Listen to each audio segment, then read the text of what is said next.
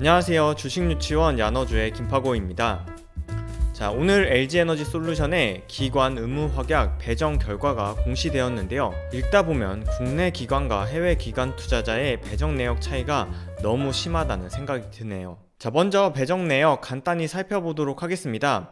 전체 기관 투자자에게 배정되는 2,337만 5천주 중에서 의무 보유 확약을 신청한 기관에게는 전체의 58%가 배정이 되었는데요. 확약을 하지 않은 기관에게도 무려 42%나 되는 물량이 배정돼서 974만 5천주가 확약되지 않은 채 상장일부터 매매가 가능해졌습니다. 기관들이 수요 예측 당시에는 전체 기관의 77%에 해당하는 기관 투자자의 신청 물량이 의무 확약을 신청했었는데요. 실제 배정 결과가 58%로 낮아진 거죠. 사실 이는 수요 예측 신청 결과를 봤을 때부터 어느 정도 예견이 됐었는데요. 국내 기관 투자자와 외국인 기관 투자자의 의무 보유 확약 신청 비율이 확연히 차이가 났기 때문입니다. 국내 기관 투자자들은 신청을 할 당시에 미확약을 신청한 기관이 19%밖에 되지 않았지만 외국인 기관 투자자들은 무려 62%나 되는 기관이 미확약을 신청했었죠. 또한 LG에너지솔루션은 실제 배정 전부터 전체 기관 투자자에 모집되는 물량 중에 60%를 해외 기관 투자자에게 배정하고 국내 기관 투자자에게는 40%만 배정할 거라고 얘기를 했던 상황이기 때문에 수요 예측 이후에 실제 배정 비율이 낮아질 거라고 예상이 됐던 상황이었는데요. 그럼에도 불구하고 국내 기관 투자자와 해외 기관 투자자의 배정 내역을 좀 살펴보면 그 차이가 조금 심합니다. 먼저 국내 기관을 살펴보면 국내 기관은 72%나 되는 배정 물량이 6개월 확약한 기관에게 배정이 되었고 3개월 확약 기관 역시 18%에 달해서 두 개를 합치면 국내 기관 투자자들은 대부분 3개월 또는 6개월 확약을 해야 물량을 받을 수 있었습니다. 반면에 외국인 기관 투자자들은 6개월 확약 기간은 18%밖에 되지 않고 미확약, 즉 언제라도 상장일 이후에 팔겠다는 기관에게 무려 73%나 되는 비중이 배정이 된 거죠. 자, 국내 기관은 미확약한 물량에게는 오직 4%만이 배정됐기 때문에 이렇게 따져보면 얼마나 그 차이가 심한지 확연히 알 수 있습니다. 자, 그럼 이런 일이 왜 발생한 거냐? 사실 공모 모집 때부터 국내 증권사의 모집 수량보다 외국계 증권사의 모집 수량이 많았습니다. 국내는 무려 7개 증권사가 주관해서 전체 모집 수량의 48%인 2,040만 주를 모집했는데요. 이를 다시 기관 투자자, 그리고 우리사주, 그리고 개인들에게 다시 분배하는 상황이 되었죠.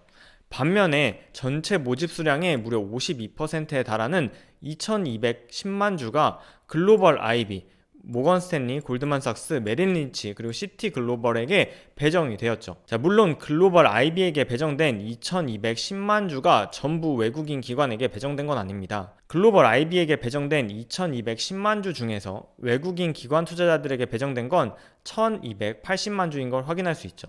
즉 여기서의 차이가 약 900만 주 정도가 되는데요. 이 900만 주는 국내 기관 투자자들에게 배정된 겁니다.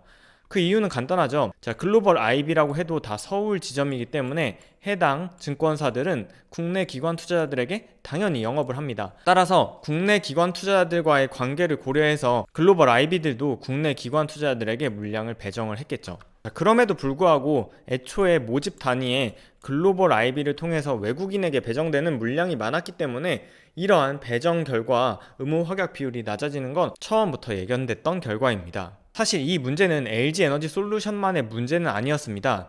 2021년 대형 IPO의 글로벌 IB 참여와 모집 비율을 살펴보면 카카오페이가 글로벌 IB 2개가 참여해서 전체 모집의 52%를 받아갔었죠. 이러한 결과 카카오페이도 의무 보유 신청 비율은 전체 70%였지만 실제 배정 비율은 59%로 낮아졌습니다. 반면 SK바이오사이언스의 경우에는 글로벌 IB를 통해서 모집한 수량이 0%였죠.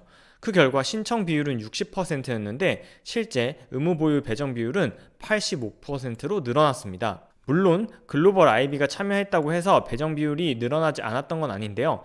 카카오뱅크 때는 글로벌 IB가 48% 모집에 참여했지만 의무 보유 배정 비율이 45에서 60%로 늘어났었고, 현대중공업 역시 53%에서 60%로 늘어났습니다. 자, 신청 비율 대비 배정 비율이 낮아졌다는 건 아쉬운 결과이지만 LG에너지솔루션의 의무 보유 배정 비율 58%는 2021년에 진행했던 카카오페이나 현대중공업, 카카오뱅크 또는 SKI테크놀로지와 유사한 수치라고 확인할 수 있겠네요. 자, 오늘 증권 발행 실적 보고서가 공시되면서 최종적으로 중복 청약자가 몇 명인지 잡을 수 있었습니다. 자, 물론 어제인 20일 대부분의 증권사가 공지사항을 통해서 안내하기도 했는데요. 중복 청약자 수는 전체 3만 명이나 달했습니다.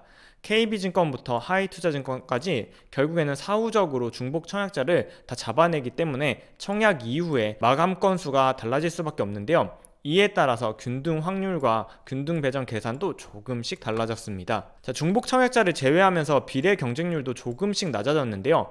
KB부터 하이투자증권까지 7개 증권사 중에 미래에셋과 신영증권만이 바뀐 비례 경쟁률을 발표하지 않았지만 KB, 대신, 신금투 모두 조금씩 낮아졌고, 이에 따라서 한 주를 배정받냐 안 받냐의 비례 주수에서도 조금씩 차이가 생겼는데요. 이러한 LG에너지솔루션에는 예상보다 많았던 단수주 덕분에 비례 청약에 있어서 적은 주식 청약에도 한 주를 받는 경우가 많았습니다. 각 증권사별로 비례 배정 한 주가 어디까지 가능했는지를 살펴보도록 하겠습니다. 자, 먼저 KB증권은 40주를 청약하면 100%의 확률로 비례 배정 한 주를 주었는데요. 40주는 비례 경쟁률로 나눴을 때 0.3에 해당했습니다. 반면 대신증권은 5461을 철저히 지켜서 80주를 청약해야만 100% 한 주를 받았는데요. 80주는 0.61에 해당했죠. 반면 신한금융투자가 가장 의외였는데요. 30주를 청약해도 한 주를 받았고, 심지어 추첨으로 비례 배정을 2주까지 받는 경우도 생겼습니다. 30주는 소수점으로는 0.23에 해당하죠. 자, 미래에셋증권은 100주를 청약했을 때는 추첨을 통해서만, 200주는 100% 비례 배정을 받았는데요. 100주의 경우에는 소수점이 0.24, 200주는 0.47이었습니다. 신영증권은 50주를 청약하면 100% 한 주를 받았는데요. 50주는 비례 경쟁률로 나왔을 때 0.38이었고요. 하나금융투자는 50주를 청약했을 때는 추첨으로 60주는 100% 한 주를 받았는데 50주는 0.34, 60주는 0.41이었습니다. 하이투자증권은 50주 청약 시에 100%를 받았는데요. 50주는 0.38에 해당했네요. 비례 배정에서 5462 원칙을 적용하지만 사실 단수주가 얼마나 나올지 알 수 없었기 때문에 여유 있게 청약을 하셨던 분들이라면 이러한 결과를 보고서 조금 허탈하기도 합니다. 저 또한 비례 청약을 하이투자증권에 몰아서 했는데 그러지 말고 가족의 균등 배정에 있어서 최소 50주씩 다른 증권사에 해봤으면 어땠을까 하는 아쉬움이 남는 결과입니다. LG에너지솔루션 배정은 결국 끝이 났는데요. 이제 남은 건 1월 27일 다음 주에 있을 상장일인데, 상장일날 모두들 좋은 결과 있으시길 응원하겠습니다. 자, 오늘 영상 여기까지입니다. 이번 한 주 매우 고생하셨고요. 저는 다음 영상에서 다시 인사드릴게요. 그럼 다음 영상에서 만나요. 안녕.